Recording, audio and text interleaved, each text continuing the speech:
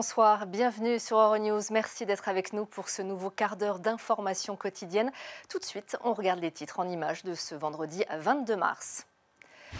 À la une ce soir, le Brexit et le sursis accordé à Theresa May par les Européens. Deux scénarios sont sur la table.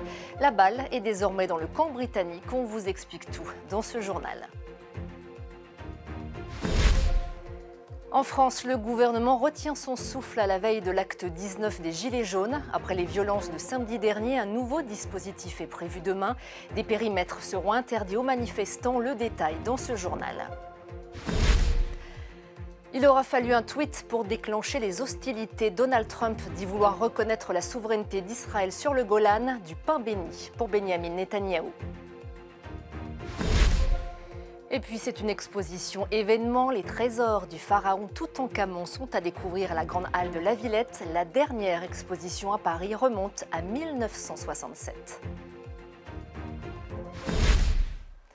Je vous le disais en titre, Bruxelles donne une dernière chance au Royaume-Uni de quitter l'Union européenne sans trop de casse. Les 27 acceptent un report du Brexit, mais ils ne laissent que deux options à Theresa May. Mais tout reste possible, estime le président du Conseil européen. Les explications de Sandrine Delorme. Le verdict est tombé au sommet européen. Theresa May a obtenu de nouvelles dates d'échéance et la pression est maximale. Le destin du Royaume-Uni repose plus que jamais entre les mains des parlementaires britanniques. La Chambre des communes va de nouveau devoir se prononcer sur l'accord de Brexit conclu avec l'Union européenne. Si elle vote pour, Londres aura encore 2 mois pour préparer sa sortie jusqu'au 22 mai. Si elle vote contre, tout se jouera jusqu'au 12 avril, date couperée en raison de l'organisation des élections européennes. Le 12 avril est la date clé, car c'est à cette date que le Royaume-Uni devra décider de participer ou non aux élections européennes. En pratique, jusqu'à cette date, toutes les options restent possibles. Toutes les options, autrement dit, sortie avec accord, sortie sans accord ou rester dans l'Union européenne et reporter le Brexit au calendrier grec. Pour le président de la Commission européenne, les 27 ont tout fait pour aider le Royaume-Uni à respecter le verdict de son référendum de 2016. On nous a demandé des clarifications en décembre et en janvier. Nous les avons données. On m'a demandé des garanties supplémentaires lundi dernier à Strasbourg, notamment concernant la frontière nord-irlandaise. Je les ai données. Ceci complète et clôt l'accord global de novembre. Jean-Claude Juncker a ajouté espérer que les parlementaires britanniques votent l'accord négocié de Brexit. Theresa May ne peut être que du même avis. Ce que la décision d'aujourd'hui souligne, c'est l'importance pour la Chambre des communes d'adopter l'accord de Brexit la semaine prochaine afin que nous puissions mettre fin à l'incertitude et partir en douceur et de façon ordonnée. 17 millions d'électeurs britanniques, soit un tiers de la population du Royaume-Uni, a voté pour quitter l'Union européenne il y a près de 3 ans. 3 ans de négociations, de débats et de divisions. Nouveau préfet de police à Paris, renfort des militaires de Sentinelle, manifestation interdite dans certains quartiers. En France, la 19e journée de manifestation des Gilets jaunes demain aura valeur de test pour l'exécutif après les violences de samedi dernier. La 19e journée de manifestation des Gilets jaunes ce samedi, un test pour l'exécutif après les saccages et violences commis la semaine dernière à Paris. Quartier interdit, nouveau préfet de police dans la capitale française, renfort des soldats de l'opération Sentinelle. Le gouvernement s'est voulu ferme et précis. Les militaires de Sentinelle ne feront pas de maintien de l'ordre et ne seront en aucun cas au contact de manifestants. Ils vont seulement permettre d'alléger les tâches des forces de police et de gendarmerie.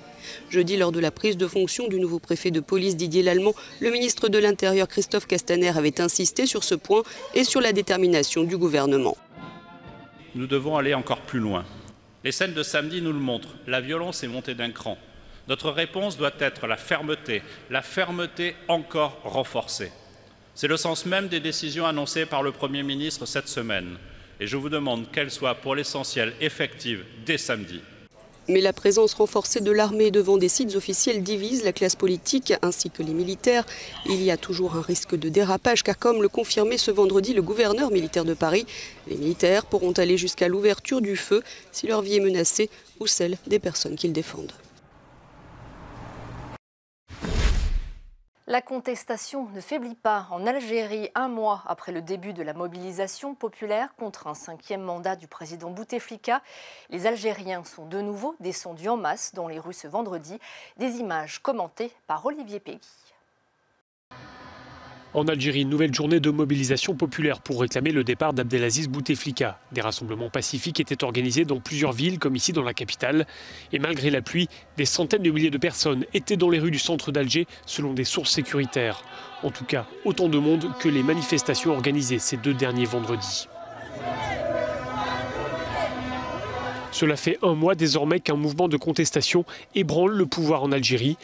Les manifestants dénoncent l'attitude du président, âgé de 82 ans, handicapé des suites d'un accident vasculaire cérébral. Abdelaziz Bouteflika s'accroche à la présidence, même s'il a renoncé à la présidentielle. Il dirige le pays depuis 1999.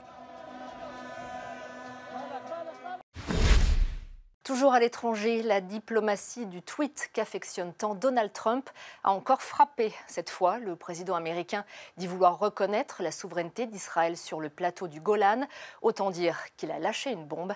Les réactions ne se sont pas faites attendre. Regardez. Le plateau du Golan au cœur d'une nouvelle crispation. Il aura fallu un tweet de Donald Trump pour mettre le feu aux poudres. Le président américain se dit en faveur de la reconnaissance de la souveraineté d'Israël sur ce territoire syrien. Fureur immédiate de la Syrie et de la Turquie.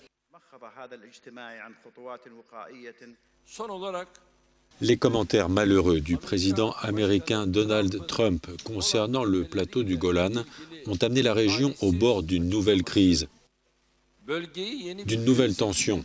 Nous ne pouvons pas permettre de légitimer l'occupation des hauteurs du Golan et nous ne le ferons jamais.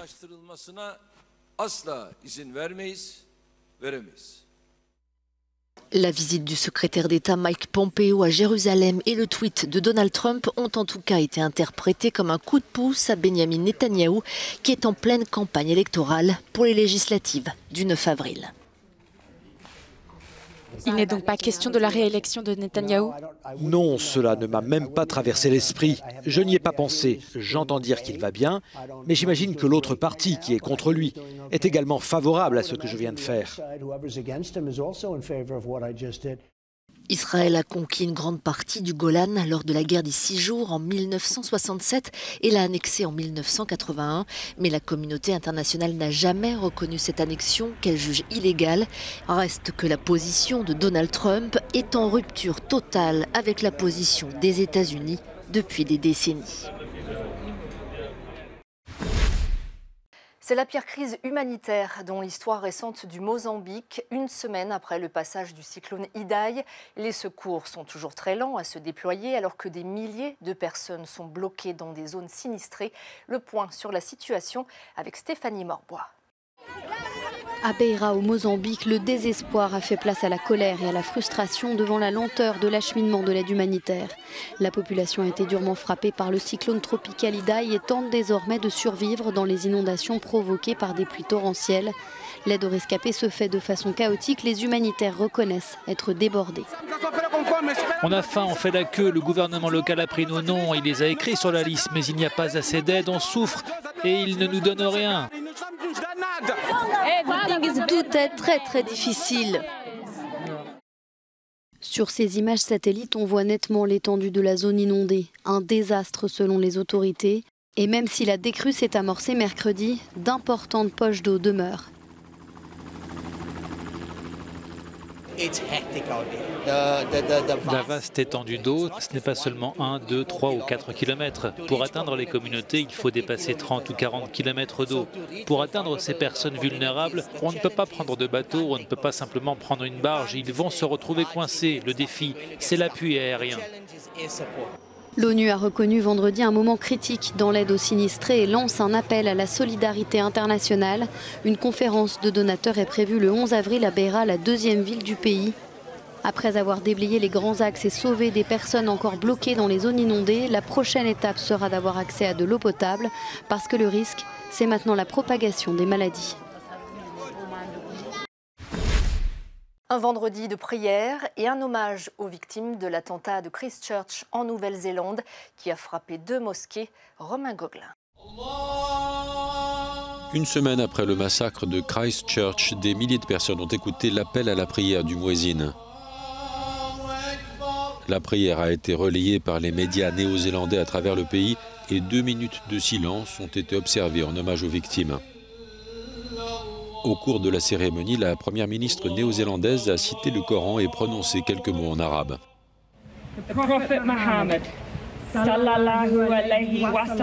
Selon la foi musulmane, le prophète Mohammed, que la paix soit avec lui, a dit « Les croyants à la bonté mutuelle, à la compassion et à la sympathie sont comme un seul corps. Quand une partie du corps souffre, tout le corps ressent la douleur. La Nouvelle-Zélande pleure avec vous. Nous ne faisons qu'un. » Les funérailles de plusieurs des victimes de l'attaque ont eu lieu ce vendredi à Christchurch. Par ailleurs, plusieurs centaines de Néo-Zélandais ont entamé les démarches pour rendre leurs armes.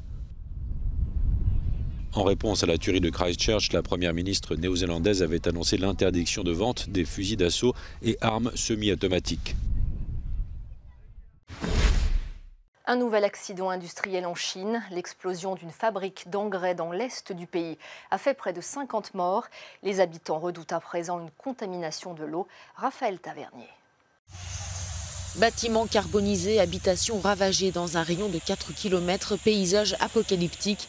La Chine a à nouveau frappé ce jeudi par l'explosion d'une usine chimique, l'une des plus meurtrières survenues ces dernières années. Elle s'est produite dans l'est du pays, dans une fabrique d'engrais située à 250 km de Shanghai. Par crainte d'émanations toxiques, plus de 3000 personnes ont été évacuées. Le bilan humain encore provisoire est très lourd, au moins 47 morts et 90 blessés graves. Des employés seraient encore coincés sous les décombres. Par ailleurs, 600 personnes ont été placées sous surveillance médicale. Une enquête a été ouverte pour déterminer les causes de ce drame. Les autorités ont également indiqué avoir procédé à des arrestations. En novembre dernier, déjà, une fuite de gaz dans une usine chimique du nord du pays avait provoqué une explosion. 23 personnes avaient été tuées. C'est un enjeu qui dépasse les frontières. Aujourd'hui, 2 milliards d'êtres humains n'ont pas accès à l'eau potable. Cet or bleu se raréfie alors que la demande explose. L'ONU tire une nouvelle fois la sonnette d'alarme. Stéphanie Morbois. Ce geste simple dans les pays développés est un rêve inaccessible pour beaucoup et la situation devrait encore s'aggraver dans les années à venir. Aujourd'hui, 2,1 milliards de personnes ne disposent pas d'eau potable chez elles. D'ici à 2050, la demande mondiale en eau devrait augmenter de 20 à 30% par rapport au niveau actuel, alors que dans le même temps, l'eau va se raréfier. À l'occasion de la Journée mondiale de l'eau, l'ONU Eau et l'UNESCO publient leur rapport annuel et dressent le bilan des oubliés. Parmi les problèmes relevés, l'accès insuffisant à une eau potable de qualité et le manque de services d'assainissement des eaux usées. 2 facteurs qui coûtent cher en vie humaine. Chaque année, 780 000 décès sont causés par la dysenterie et le choléra. C'est bien plus que les victimes de conflits, de séismes et d'épidémies selon ce rapport. Les sources de pollution de l'eau dans le monde sont variées. Pesticides ou nitrates issus de l'agriculture, matières fécales, mais aussi polluants émergents comme les résidus de médicaments. D'une région du monde à l'autre, les situations divergent. Pourtant, les plus démunis sont les plus assujettis à cette discrimination à l'accès à l'eau. Autre constat, les femmes sont souvent désavantagées. Dans les milieux ruraux, il leur revient de manière disproportionnée la charge non rémunérée et non reconnue d'aller chercher de l'eau au puits.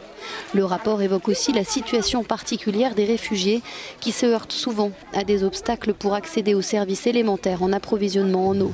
Il y a donc urgence à agir si l'ONU veut honorer l'objectif ambitieux qu'elle a fixé, que tout le monde ait accès à l'eau potable à un coût abordable en 2030.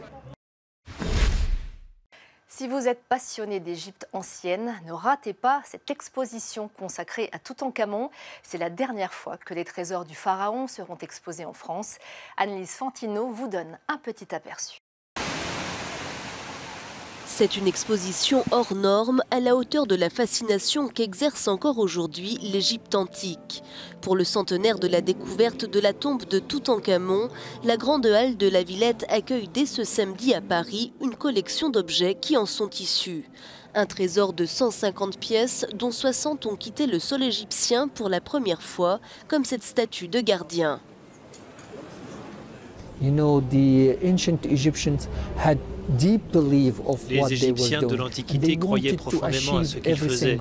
Ils voulaient tout accomplir pour le roi avec un sens de la perfection. Quand vous regardez la statue du gardien ou que vous soyez face à la statue ou de côté, la statue ne vous regarde pas du tout. Elle ne regarde pas notre monde, le monde des vivants. Elle regarde bien au-delà, vers l'éternité. Un transport ultra confidentiel, un soin extrême et une assurance astronomique ont permis à ces pièces de survoler la Méditerranée. L'exposition, qui voyagera dans une dizaine de villes à travers le monde, est à découvrir jusqu'à mi-septembre dans la capitale française.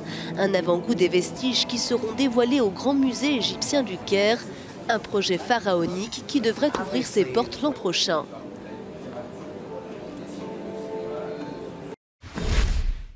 Une image de sport avant de se quitter avec le sacre de la jeune prodige russe Alina Zagitova. À 16 ans, la championne olympique en titre vient de décrocher au Japon le titre de championne du monde de patinage artistique. La jeune russe a patiné sur le thème de Carmen. Elle a devancé la Kazakh Elisabeth Tursimbaeva et une autre russe, Evgenia Medvedeva.